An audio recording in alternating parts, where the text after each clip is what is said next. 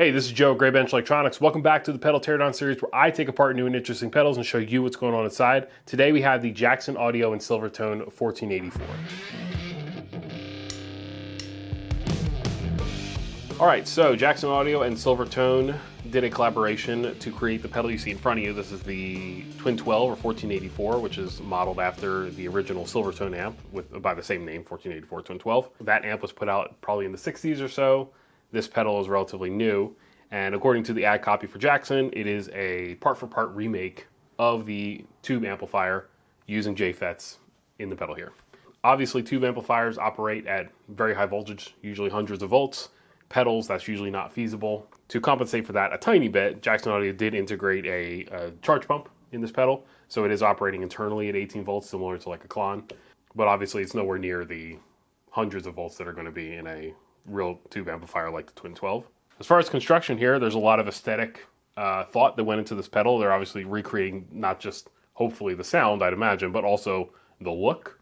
So we have the classic red jewel. The knobs, apparently they had custom made to match the original 1484 knobs. The enclosure is a folded stainless steel, looks like 16 or 18 gauge stainless steel.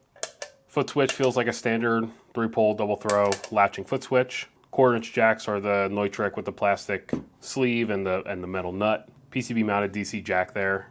On the back is the serial number and the model, the QR code for registration. And then of course the graphics on the front have the black banner that you can see on the original Silvertone amps, and then Jackson Audio Silvertone Twin 12 1480, blah blah blah. It is a standard 9-volt DC input, even though the internals pump it up to 18 volts, which is normal. And that is pretty much it for the outside. Let's go ahead and crack open the pedal.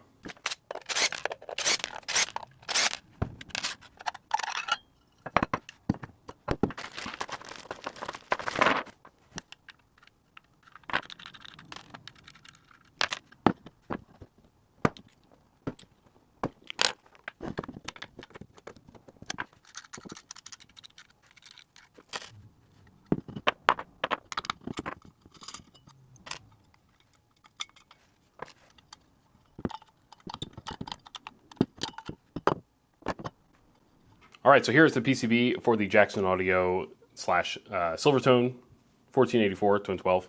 As you can see, the PCB is pretty empty, and that's sort of to be expected when you're recreating a tube amplifier schematic, which are pretty slimmed down to begin with surface mount solid state components like this. So we have 3 JFETs on the board here. These are going to be recreating each triode of the preamp of the 1484. There's 3 here, so it's going to be a 3 triode preamp, I would assume.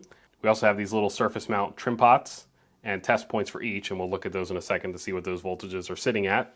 Up here is our power supply, and we have a higher wattage transistor package, a little dip package, a surface mount diode, and a little transistor up in here. The dip package is going to be the voltage regulator, the charge pump that's creating that 18 volts, and it's marked 1044, so that's going to be like an LT1044 or whatever manufacturer this is. It's too small, I can't really see it. The transistor is marked 09CC0 and then 7402. And the little diode here is marked A7 and then VL09, I believe. And you can see the filter caps here, so these are surface mount capacitors, most likely filter caps. The top one here is 100 microfarad at 25 volts. So that's most likely only 9-volt incoming power. And then these 2 filter caps, 10 at 50 volts, these are most likely filtering after the 19-volt power is created. And then we have 3 through-hole electrolytic capacitors here made by Kemet, and these are 1000 microfarad at 25 volts. PCB mounted DC jack. Our 1/4-inch jacks are also PCB mounted, and they have a little like resin board, phenolic board spacer here. On the back of the PCB are the potentiometers. These look like the standard 9mm alpha potentiometers. Values, the volume control here is a audio 100K. The bass is a linear 1 meg. The treble is a linear 1 meg. And the gain is a audio 1 meg. LED here is sort of an interesting one. First off, it's a tricolor LED. So on this side of the PCB, it's marked, it's hard to see, but it's marked B, G, A, and R. So that's blue, green, anode, and red. it's odd because, as far as I know, this pedal only does one color, just red. And it looks to be the case that the blue and green pads are not connected to anything. So I'm not sure why they decided to use a tricolor LED when only one color is available or being used. Could be the case that like future versions of the pedal will have a special feature to switch colors, or special versions will be put out with different color LEDs. That's possible. And they just designed it with the future of that in mind. Or they may perhaps liked just the package of the physical nature with the LED inside this sort of diffuse or sort of half translucent package here to help diffuse the light through the jewel that's on the enclosure. That's possible. Another interesting feature is something we saw on the KTR with the enclosure.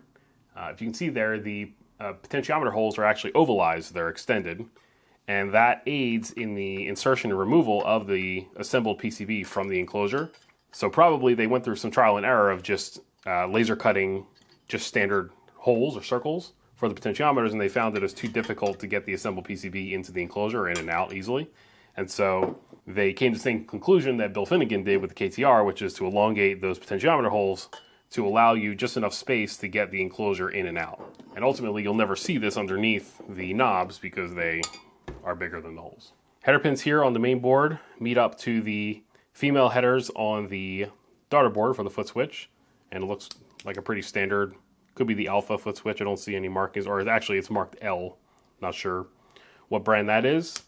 And looks like, just looking at the traces here on the PCB, it looks pretty standard. True bypass wiring on that. And that's pretty much it. There's not a lot going on this PCB. It reminds me of the Benson preamp we looked at, where it's just a couple JFETs and surrounding surface mount components, and then the rest of the PCB is just empty. So let's pull out the multimeter and have a look at the voltages at these different test points and see where it's sitting. All right, so I've got a pretty standard 9 volt. This is like one of those True Tone one spot 9 volt adapters going into the pedal. They've got a little LED on the board there to indicate that the pedal's receiving power, and I presume that's just part of the testing phase. They want to be able to see quickly if the PCB is powered or not. So testing on the first test pad here, got 11.2 volts at that test pad. For the next JFET here, 11.18 volts. These trim pots are most likely connected to the drain of the transistors. That way they can control the bias of that stage by adjusting the resistance of the trim pot. Third test point here, 11.26 volts. So they're all set around 11 volts for each of those trim pots. Yeah, so you can see there the 17.4 volts. That is the theoretically 18 volts, but it's a little bit lower just because of losses of components, which is normal. That is the 18 volt source coming from the 1044. There's always a little bit of loss, so it's never going to be quite 18 volts, but it's pretty close. It's 17. And then I think all three of them are probably working off that same power. Yeah, 17.4. So not quite 18 volts, but pretty close. All right, that is it for the Silvertone / Jackson Audio Twin 12 1484 pedal. Let's go ahead and put it back together.